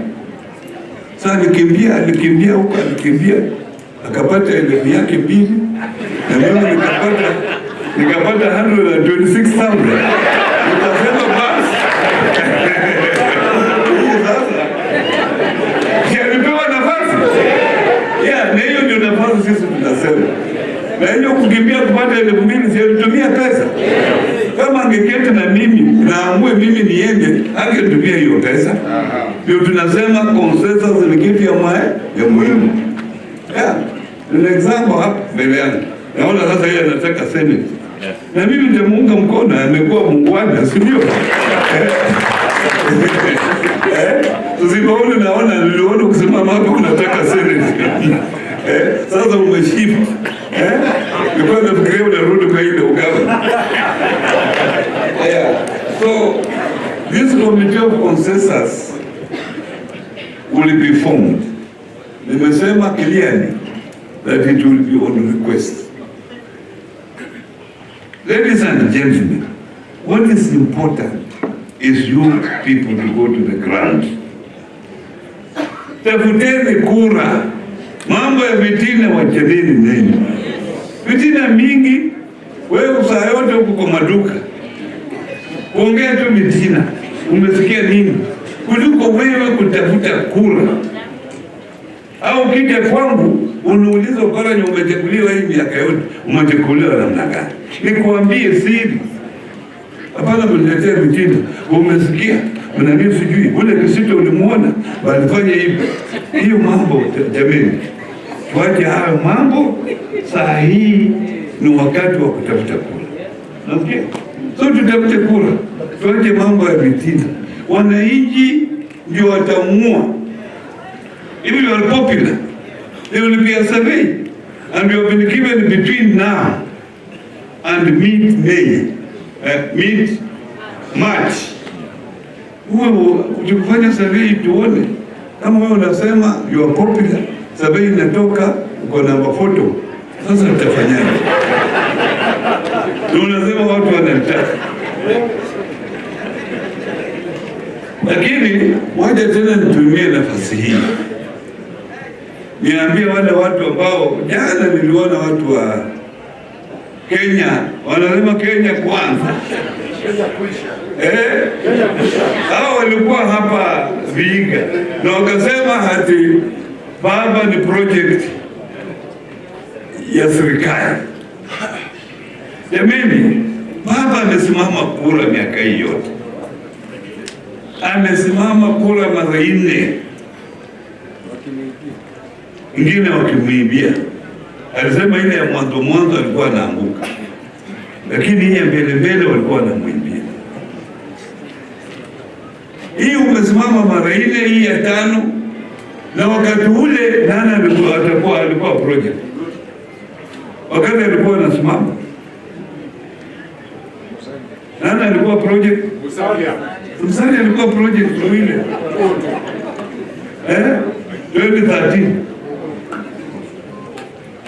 2013 alikuwa project. Alienda wapi? Sasa hivi Raila Amolo Odinga ni project ya wananchi. Nyinyi ndio mmeamua na tutaidhinisha tukiwa na NTC. Yeye ndio wa president candidate. Na rais wa nchi hii Uhuru Kenyatta ana mamlaka kama mwananchi wa Kenya kuamua ule mtu atapigia kura, kwa sababu hata kwa rais wakati huo, lakini mpaka apige kura, mpaka apigie mtu fulani, hata atapigia kuanzia MCA. Mbona wajasema huyo MCA ni project ya serikali? Because mahali atapigia MCA, atapigia mbunge, atapigia gavana, atapigia senator, atapigia president. So huyo gavana atapigia kura kule Kiambu, yeye itakuwa project. So ana mamlaka pa kuamua yeye mwenyewe. Vile sisi tumeamua ni Raila Amolo Odinga. Tumeamua hivyo. Na sisi tunaamua, na hii mambo tunasema kiwazi ni huyo. Na hiyo mamlaka tunapewa na constitution yetu. Hivyo kwa sheria, hii ni demokrasia, uko na haki ya kuamua mahali utaenda. I'm told there are new members who have come in. There is Mheshimiwa Hangati, ndio huyo anasimama kule kama member of parliament. He was a commissioner in a governmental technical committee. Ameresign kama civil servant, anakuja kupambana. Takupa nafasi usalamie wananchi kidogo. Haya, mwingine ule amekuja, au wote ni wa hapa. Mama wewe ni wa hapa juzi. Tuna wale members of parliament ambao wametoka vyama vingine wamekuja kujoin, kama Bishop Amani yuko hapa, Aseka Wangwe Shinani na wale wengine, Tindi yuko huko Butere na Nabilindo kule Matungu. Wamekuja kwa Azimio na Lisambula pia former member of parliament. Hao wamekuja, let us embrace them. We need a strong party. We need a strong Azimio. Hapana kuja unasema they were the other side, walikuwa na mtusi. Walikuwa na mtusi kwa sababu walikuwa upande ule.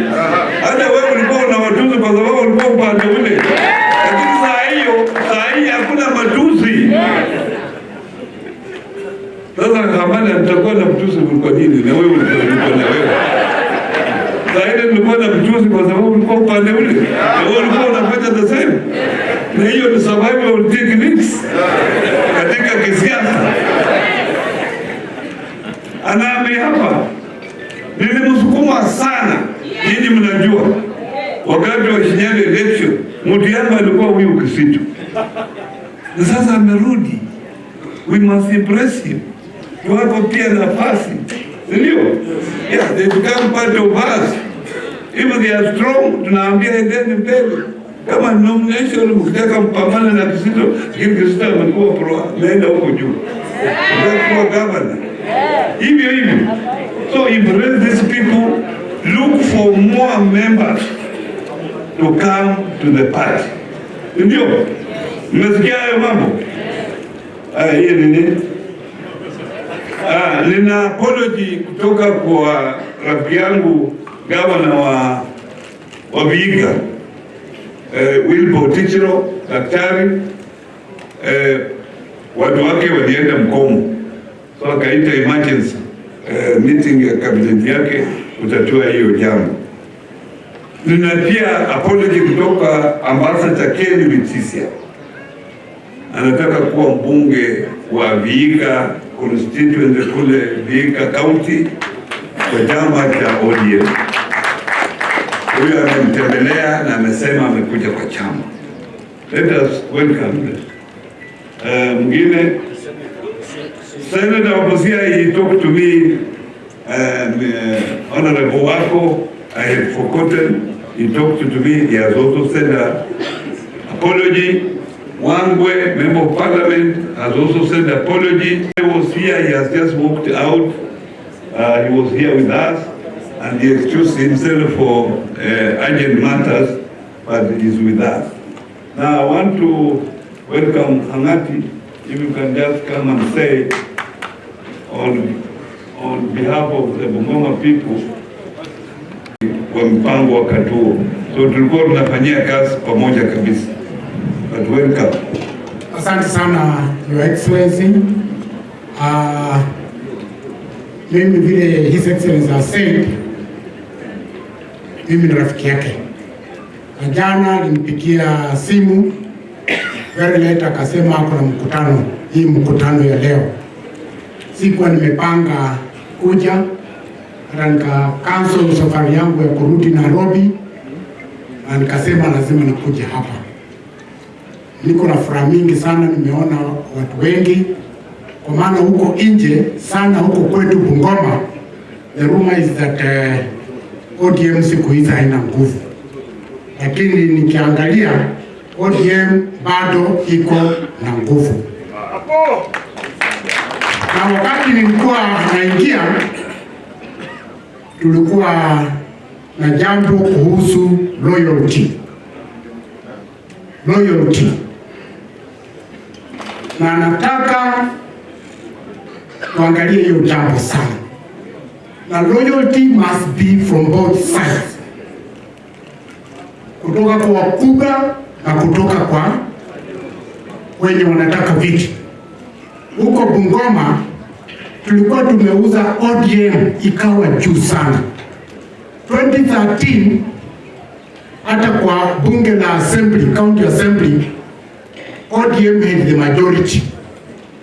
We had the majority leader, MCS wengi na vitu mingi sana. Lakini maarifa nyingine kaja, hii maarifa ya friendly game, wengi mnaijua. Ndugu yangu Wetangula akadanganya party leader,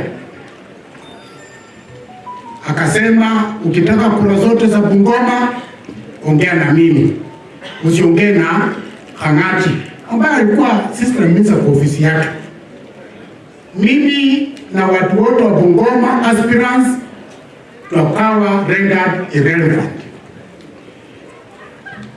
Tukaumia sana, tunasikia Wetangula akapewa 500 million shillings. Mimi ile pesa nilipata tu kwa njia ya chama, ile pesa deputy party leader Wycliffe Ambesa Paranya aliletea candidates wa Bungoma 5M, na akasema it was personal money. So when we talk about loyalty, it must come from both sides.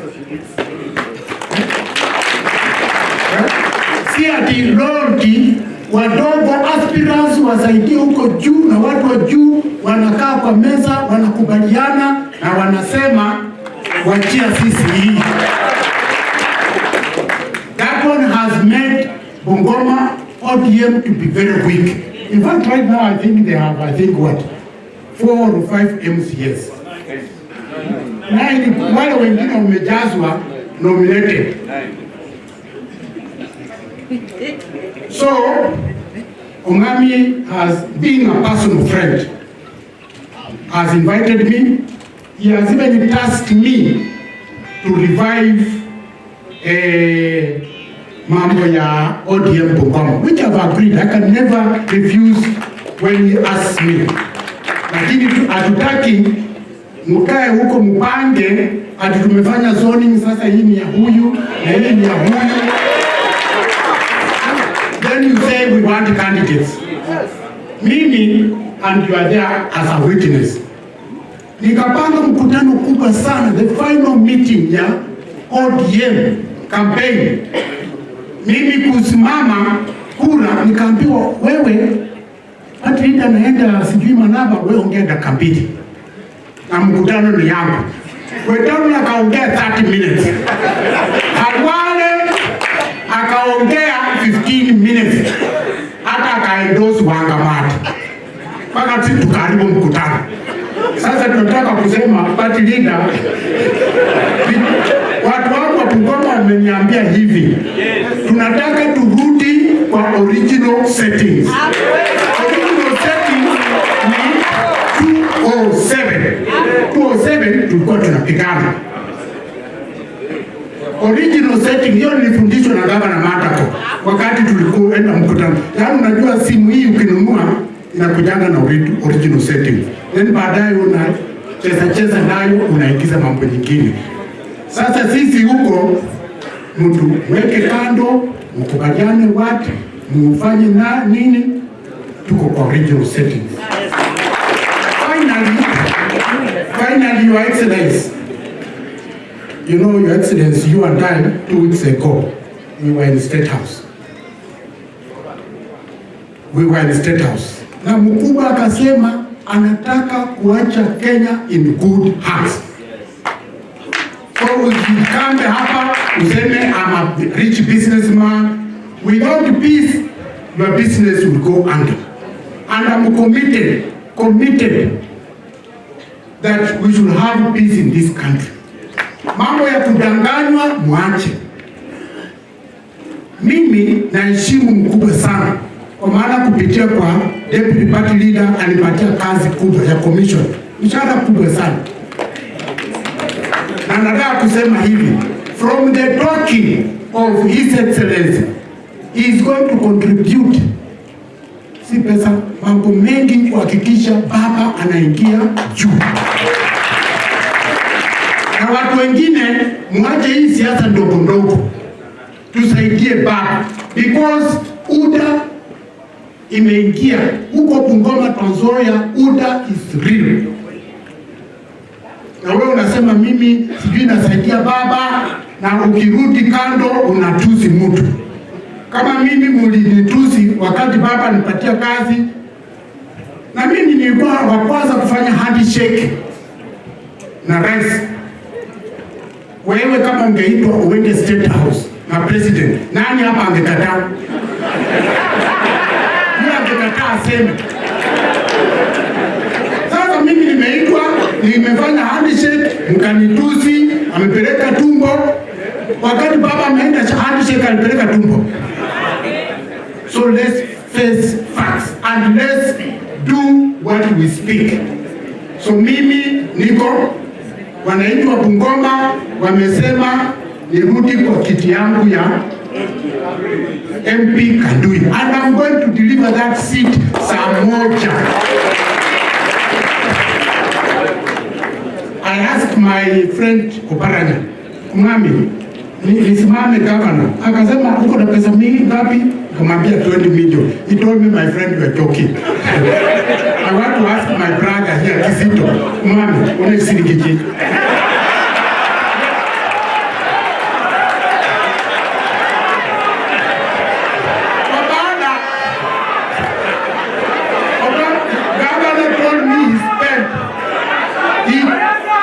He told me he spent 100 million. So kama unataka kupoteza kiti yako uwe kama mimi, uteseke kama mimi, usijaribu kuwa governor if you don't have money.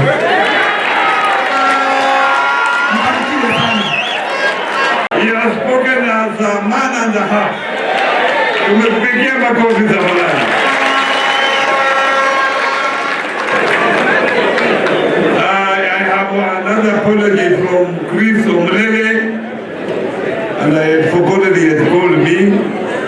Member of Parliament for Rwanda constituency in Vihiga County ameleta apology yake. Sasa tunataka tumalize mkutano. Order please, pale order. Nataka kupata nafasi hoja hapa. Sasa tukisema Azimio inawezekana. Azimio la umoja inawezekana na baba. ODM tuko tayari. Tunasikia? Azimio inawezekana. Azimio la umoja inawezekana. ODM tuko tayari. ODM tuko tayari. Asanteni sana. Mkutano imemalizika.